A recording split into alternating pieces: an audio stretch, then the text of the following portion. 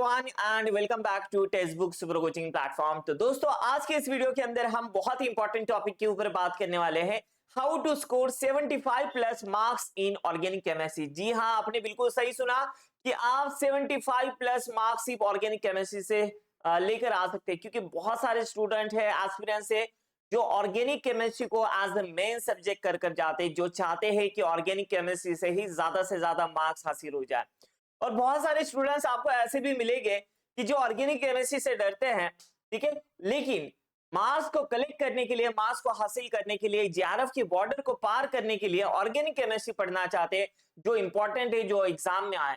तो ऐसे टॉपिक आज के इस वीडियो में मैं आप लोगों को बताऊंगा जो आपको 75 प्लस मार्क्स दिलाकर जाएंगे। ठीक है, बस आपको शुरू से लेकर आखिर तक ये वीडियो को देखना है। हाँ जी, तो देखो, अगर है ना, सबसे पहले हम पैटर्न की बात करें, मैं आपको यहाँ पर बताऊंगा अभी कि 75 प्लस मार्क्स कैसे आ सकते हैं।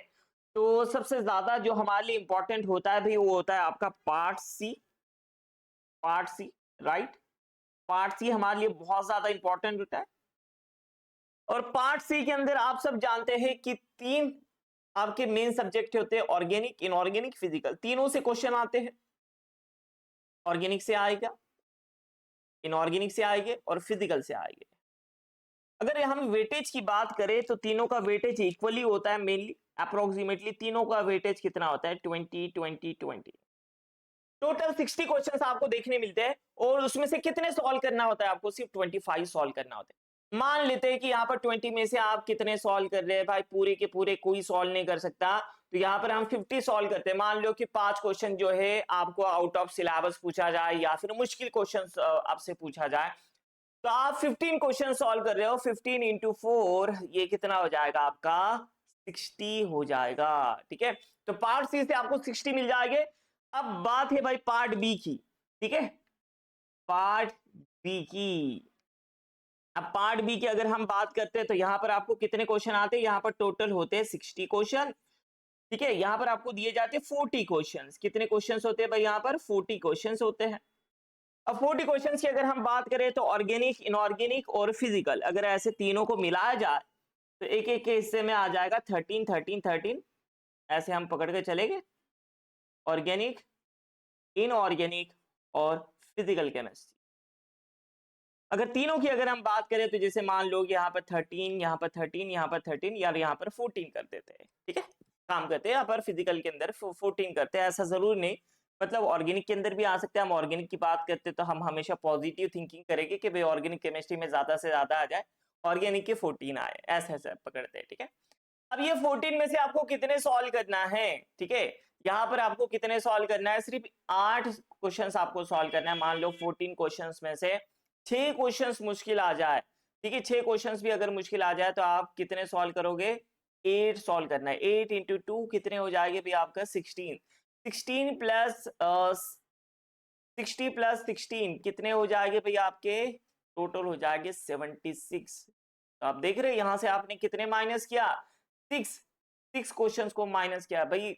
तो अगर 14 क्वेश्चंस में अगर आप 8 क्वेश्चंस नहीं सॉल्व कर पा रहे, तो बहुत बुरी बात है। ठीक है, इसका मतलब हमारी पढ़ाई नहीं हो रखी है। अब सर इतना इजीली कैलकुलेशंस तो आप लोगों ने बता दिया।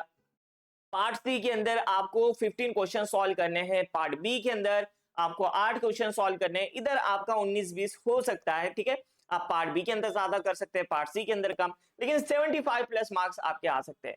बस आपको ये टॉपिक अच्छे से करके जाना है। अब देखो, जनरल ऑर्गेनिक केमिस्ट्री बेसिक वाला चैप्टर, लेकिन सबसे ज्यादा जो क्वेश्चंस पूछे आते हैं एसिडिटी एंड बेसिसिटी से। जैसे इस बार भी पूछा गया था एसिडिटी के ऊपर, तो एसिडिटी एंड बेसिसिटी वाला कंसेप्ट आपको अच्छे से करके जाना है। ठीक है, उसके बाद में स्टेबिलिटी ऑफ इंटरमीडिएट, जैसे रेडिकल की स्टेबिलिटी पूछी गई थी अब जून वाले एग्जाम के अंदर, तो ऐसी रेडिकल की कभी कार्बोकेटाइन की स्टेबिलिटी पूछ लेता है। ठीक है, ऐसे आपको स्टेबिलिटी ऑफ इंटरमीडिएट आना चाहिए। अलग अलग हमारे जीओसी के इलेक्ट्रॉनिक इफेक्ट्स की वजह से रिएक्टिविटी टुवर्ड्स इलेक्ट्रोफाइल, न्यूक्लियोफाइल, इसके ऊपर ऑलरेडी क्वेश्चंस पूछे गए। ये क्वेश्चंस, इसकी रिएक्टिविटी हमें समझ में आना चाहिए। तो ये टॉपिक को ना आपने तो ऑलरेडी पढ़ाई कर रखी है, बस आपको रिवीजन के अंदर अगर कोई पॉइंट मिस हो जाता है और आपको पता चल जाए कि कौन सा इंपॉर्टेंट है, कौन सा कोर कंसेप्ट है जहां से आपको क्वेश्चन पूछे आते हैं। ये जो भी एनालाइज आपको बताया जा रहा है, मैं ऐसे ही हवा में बात नहीं कर रहा हूं, ये पूरे last previous year question paper को एनालाइज करते हुए है। ठीक है, यहाँ पर आपके लिए ये लाया गया है, तो आप एनालाइज करके खुद देख सकते हैं, तो आपको बहुत सारे क्वेश्चंस मिल जाएंगे। जैसे एरोमेटिसिटी की अगर मैं बात करूं, तो एरोमेटिसिटी के अंदर आपने देखा होगा, यहाँ पर थोड़ा सा ऑर्गेनिक केमिस्ट्री में बता पाना कि कौन सा टॉपिक इंपॉर्टेंट है, थोड़ा मुश्किल टास्क हो जाता है, लेकिन फिर भी मैं ट्राई कर रहा हूं कि ज्यादा से ज्यादा टॉपिक है और जो ऑर्गेनिक केमिस्ट्री से डरते हैं उन लोगों के लिए थोड़ी सी हेल्प हो जाए। जैसे आइडेंटिफिकेशन पूछा जाता है, aromatic, anti aromatic, non aromatic compound, और सबसे ज्यादा इंपॉर्टेंट जो भी यहाँ पर रेड कलर में मिलेगा ना भाई, वो बहुत इंपॉर्टेंट है, वेरी वेरी वेरी आईएमपी, मतलब 5 स्टार वाला कंसेप्ट, एनुलीन। जहां पर आपको 10 एनुलीन, 8 एनुलीन, जो मैक्रोसाइक्लिक मॉलिक्यूल है, 14 एनुलीन, 18 एनुलीन, 16 एनुलीन, ये वाले क्वेश्चंस आजकल आपको ज्यादा देखने मिल रहे हैं।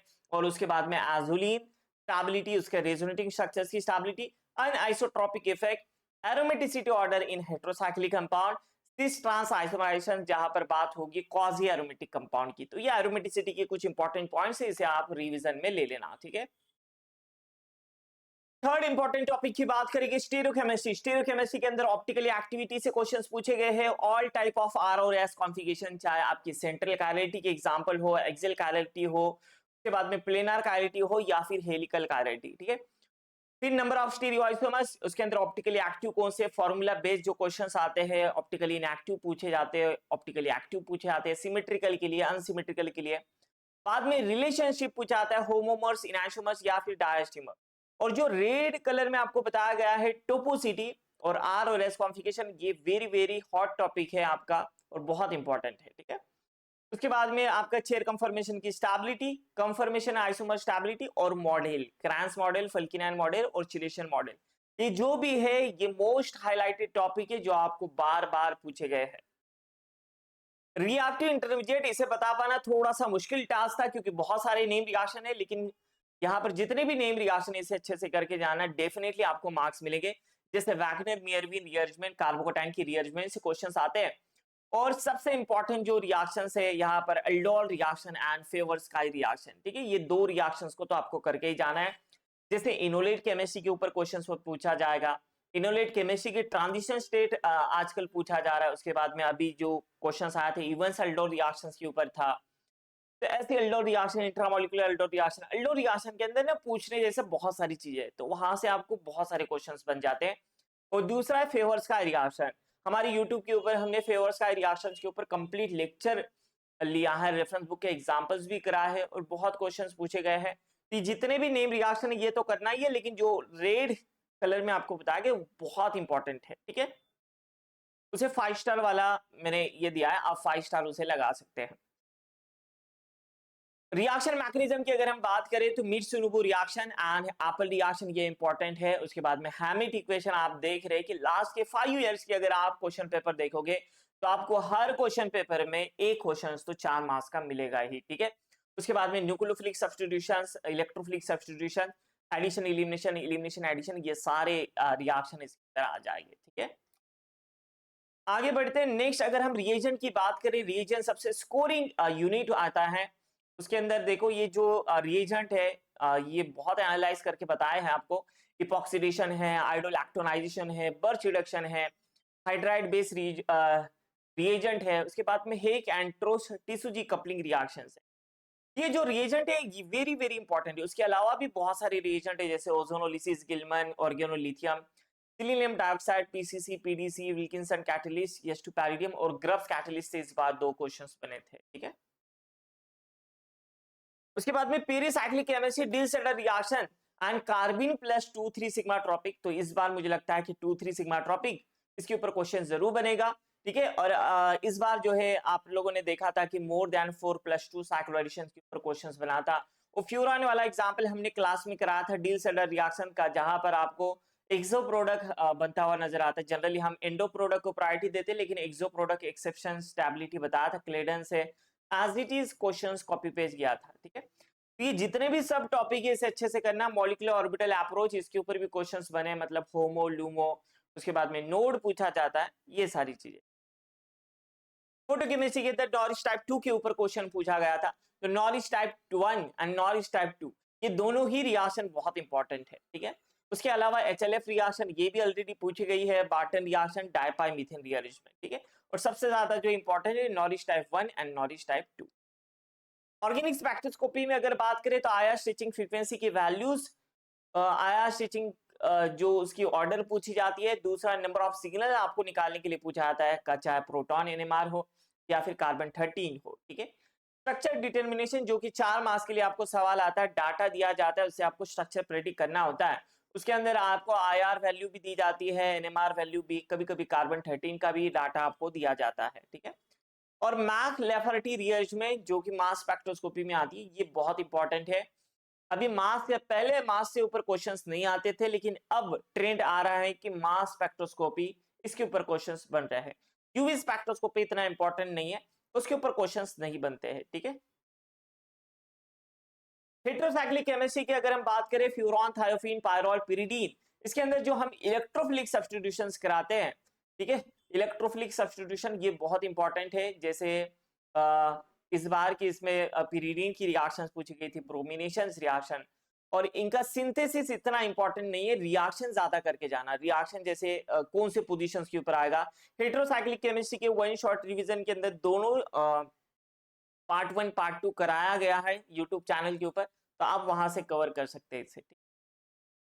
लास्ट हम आएंगे नेचुरल प्रोडक्ट। नेचुरल प्रोडक्ट के अंदर देखो, पढ़ने ऐसे तो बहुत सारी चीजें हैं, लेकिन हमारे एग्जाम पॉइंट ऑफ व्यू से जहां से क्वेश्चन बहुत कम देखने मिलते हैं, और अगर हमें करना ही है तो बस structure, name, amino acid, carbohydrate, nucleic acid, इसके अंदर कौन से बेस रहते हैं, purine base, pyrimidine base, carbohydrate, उसकी रिएक्शन, रफ डिग्रेडेशन यानी फीचर, सिंथेसिस, ये सारी चीजें जो बेसिक बेसिक नेम रिएक्शन है उसे कर कर जाना। और आइसो इलेक्ट्रॉनिक पॉइंट ये इंपॉर्टेंट है। आइसो इलेक्ट्रॉनिक पॉइंट क्या होता है, इसे कैसे निकाला जाता है, ठीक है। उसके बाद में यहाँ पर एसिडिक अमाइनो एसिड क्या होता है, बेसिक अमाइनो एसिड क्या होता है, इसे आपको पहचानना है।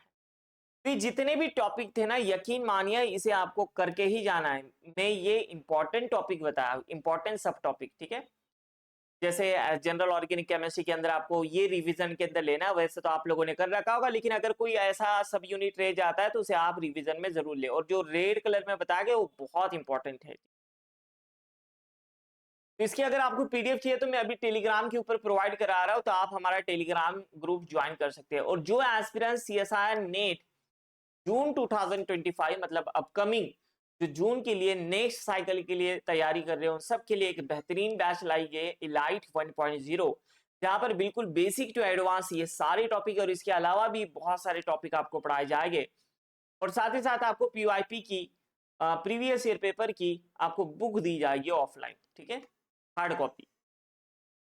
ये बैच के अंदर क्या क्या फीचर्स रहेंगे, तो आपको लाइव प्लस रिकॉर्डेड क्लास मिलेगी, साथ ही साथ टारगेटेड प्रैक्टिस सेशंस आपको देखने मिलेंगे, concise study notes, doubt resolution, free booster course जहां पर 3000 प्लस प्रैक्टिस क्वेश्चंस देखने मिलेंगे, साथ ही साथ एक्सटेंसिव टेस्ट सीरीज।